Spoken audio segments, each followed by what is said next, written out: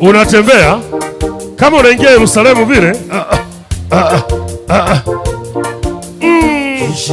Chini kiliwa. Inama kidogo. Kiliwa. Chini. Hey. Kishindo cha wakoma. Kiliwa kembeza washami. Kishindo cha wakoma. Kiliwa kembeza washami. Mungu akiwa upande wetu. Ni nani? Ni nani aliye juu yetu? Mungu akiwa upande wetu. Ni nani aliye juu yetu? Sijaona mkitembea vizuri wavivu. Tembea kama unaingia Yerusalemu vile. Njaa ilipowakabili wenye ukoma waliotengwa, wakasema kuliko tufe hapa kwa njaa, ni bora twende kambi la Washami. Ni maadui zetu siku zote, twendeni tuombe chakula, na tena huenda tukauawa, lakini bora twende kambi la Washami.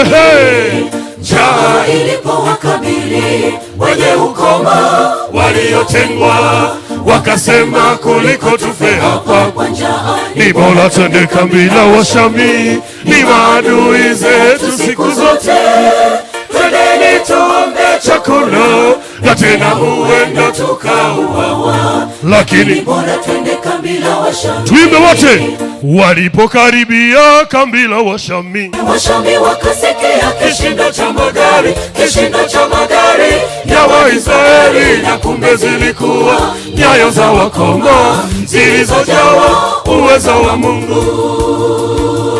Walipokaribia kambi la Washami, Washami wakasikia kishindo cha magari, kishindo cha magari ya Waisraeli, na kumbe zilikuwa nyayo za wakoma zilizojawa uwezo wa Mungu. Haya, tuimbe wote. Kishindo cha wakoma kiliwakimbiza Washami. Kishindo cha wakoma kiliwakimbiza Washami. Mungu akiwa upande wetu. Ni nani? Ni nani aliye juu yetu? Mungu akiwa upande wetu. Ni nani aliye juu yetu? Aha. Yenyewe hiyo. Chini. Musa akatuma wajumbe kwenda kulipeleleza nchi ya Kanaani. Wajumbe wali.